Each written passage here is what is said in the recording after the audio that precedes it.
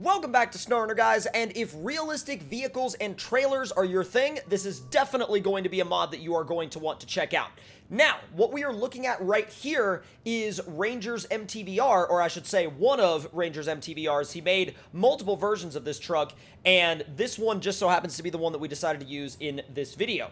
Now, the truck is not the subject of the actual test itself or the actual mod itself, but rather the mod that it's most well matched to. Now, one of the interesting things about this setup is the fact that we've got it equipped with the dump bed, with the spares in the back, and what we are actually going to be looking at in this video is Ranger's trailer pack. Now, these trailers are made to be realistic trailers that can be used in a variety of situations. So we're going to go ahead and actually back up into the trailer store right here, and we may be using one other truck as well, just to sort of demonstrate the trailers that are kind of gooseneck type. And the thing about those is that this can't really accept them at the moment because obviously it's got a dump bed on it. But as you can see, I also have the Pog Trailers pack installed, so don't worry about those right now. But this is the RNG T36 Tandem Flatbed, which actually looks really, really good.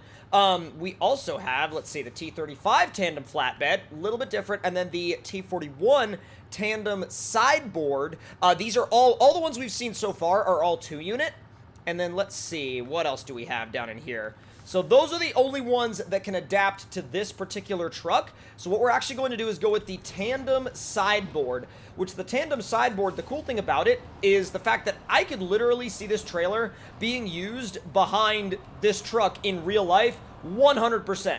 So let's actually go ahead and see. We could actually, we could throw vehicle spare parts in the back of the truck behind the spare wheels, and then we could go to the trailer and we could go for, let's say, a BA-20 armored car, or a, let's see, oversized cargo, that's too big. Special cargo, though. Special cargo works. That's such a cool setup. You could have a crate in the back, and then one more unit of cargo in the actual dump bed itself. That is so cool, and that actually brings us to an interesting point, because we haven't really had configurations like this before, and I love the fact that the trailers themselves are designed to be used off-road. Really, really, really cool design there. So let's go ahead and stop the engine on that truck, and I'm going to go ahead and actually bring in one more vehicle because I need something that can handle towing some more gooseneck style trailers. So I just want to bring in something not too crazy, potentially I say something not too crazy. Let's just see what we've got here. We could do I was literally going to say we could do like a KRS Bandit, but I don't feel like it fits. Oh no, that thing's off right now. Oh crap, I was gonna grab the Glitchworks P512, but don't worry about it. I'll use this one. Now, the Pacific P512, simple rig, but works very well. I mean, even in standard configuration, you don't have all-wheel drive, but you do have diff lock. So, real quick, we're gonna go ahead and just, max this thing out.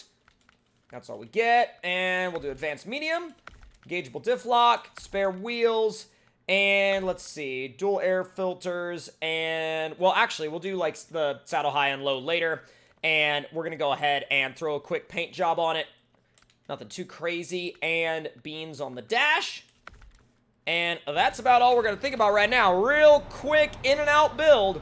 So full disclosure, I actually made a little bit of a mistake when I was going through those trailers. In my mind, for whatever reason, I thought there were semi-trailers included in this pack, but it actually turns out that it is just the pull-behind trailers. Now, that's not a bad thing. These are absolutely incredible and very well-made pull-behind trailers, but internally, I had made the mistake of thinking that there were also semi-trailers, but those are actually part of a different pack. So, my bad, my mistake, but you know what? This one actually looks really good behind the P512 with the flatbed, so we're going to go ahead and load them both up and see how they do. Now, let's actually real quick check the... Okay, yeah, so it's getting close to noon right now. And we could do special cargo on the flatbed, but I think I'm going to do something a little bit different this time. I think I'm going to do actually, we'll do pipes on there. And then on the truck itself, we will do 2 crates of drilling spare parts. Now, whether or not this type of hauling is your cup of tea, that all depends on your personal preference. I know some people that will only use the semi-trailers, and I know some people that prefer to only use pull-behinds like this. Cool thing about this is that you can actually make yourself a giant little road train if you do, if you do a setup that's big enough. Now, granted, could you do a more effective road train using maybe like the IX 8 unit trailers? Well, sure. Technically, you could do, 2 trucks, both with IX 8 unit trailers, and you would be able to have over 16 units of cargo, depending on the cargo capacity of the truck itself that you're using to pull the IX 8 slot pull behind. But the thing is, I mean, even this setup right here, A, it's not a bad setup in the least, and B, it's actually a setup that I think would work really well in a lot of maps. Now, let me know in the comments section down below if these are trailers that you would use, especially from a realism standpoint, because I know that it's like a little bit of a smaller project for Ranger, but nonetheless, it really still holds that level of quality that all of his mods bring to the table. I mean, I remember when his Mercedes Zetros came out, and everybody was like, oh my god, this thing is wildly good. And it still is. It's still one of the best mods that I've seen in the lifespan of this game for a, heavy-duty, high-end hauling rig and realistic work rig. Now, making our way down to the mud pits, you guys know we got to test these things out. You guys know. Now, we're probably not going to plunge the P512 into the mud because that one is the standard version. It is not the Glitchworks version. The standard version, we've already taken it into the mud before, and it didn't like it. So we're probably going to stay out of the mud with it because it really didn't like it. Like, I mean, it went into the shallow stuff, and then it just sunk. So I think that's kind of my signal to not bring it in here. But let's see. Now, the normal MTVR, even with a fully loaded trailer, is actually able to make it through the first mud lane in high without sinking or starting to spin. Let's see about the second one.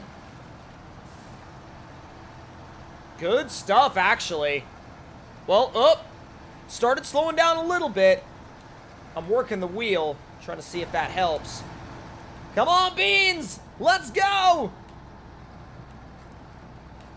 Working the wheel sometimes helps get you through areas like this. And getting out of this one is the hardest part. It always is, for some reason, and I don't know why. I'm still, like, foot to the floor. That's also, keep in mind, with no lockers. I mean, I think that the vehicle's immense weight is definitely playing a role in that. I mean, the truck itself is heavy, but we've also got the truck loaded down with cargo and spares, as well as heavy cargo in the trailer. So there's a lot of weight going on here, a lot of weight. And that's something I think is definitely important to take into account. I wanted to go ahead and try to skip time a little bit because, oh my god, it wants to rain again. There we go. There we go. Oh, actually, before we do that, let's get this thing switched over to the highway gearbox. The problem with this thing sometimes is the fact that it's just a testing ground issue, but when you change time and you're like, yeah, I want it to be sunny out, the game is like, oh, well, whenever you pause again, we're going to revert to whatever weather we were before. Now, I do want to see how this thing does through the dips obstacle with that trailer, because that's definitely going to be a big test of it. Just to see if the trailer gets high-centered or makes the truck high-center. It's doing work. It is absolutely doing work, guys. Trying to find something at the front axle, but oh man, it's like right in the worst spot to be in, actually, right there. Come on. Oh no, the winch can't actually stretch out to that point. Okay, I wanted to see how far it could go in there without getting high-centered, and it went a little bit of the way, but and again, I'm sure there are going to be people that are going to say, well, if you had just angled and not gone straight forward, you would have been fine. But, and I get that. I wanted to see how far it would go straight forward before it would actually get completely stuck. So let's bring this fully loaded down P512 down here, pull him out. And I know that, like, some of my testing grounds videos have had odd recovery situations lately, and trust me, that wasn't planned. That wasn't planned at all. All right, I'm gonna winch to him from the back of my trailer. Yes, it'll stretch. Come on. Oh my god. Oh my god. Dude, it's pulling me in. Oh my, it is pulling me in. That truck will not move. Oh, there we go. I had to just kind of like yank it a little bit. Whoa! It got a little weird there for a second. All right, we're going to go ahead and park this guy right here, swap over to this truck, and we're going to go to the bridge jump, and the goal is to see if we can keep at least, I wouldn't say all of our cargo, but keep at least some of our cargo after landing the bridge jump, which is kind of a little bit of a tall order sometimes. It just depends on how well things go. But, I mean, I think that with the highway gearbox, or I should say the default gearbox, we should be able to get some pretty decent speed. It all depends. If the nose plunges into the ground, it ain't happening. But if it lands fairly upright, it might be okay. And sometimes a trailer helps that, sometimes a trailer hurts that. We'll have to see. Gets up to 7th gear quickly, but at the same time, 7th gear in this thing doesn't seem like it wants to be all that fast. So we might land before the barrels, which could be a good or bad thing. It's going to want to downshift a lot going up this hill.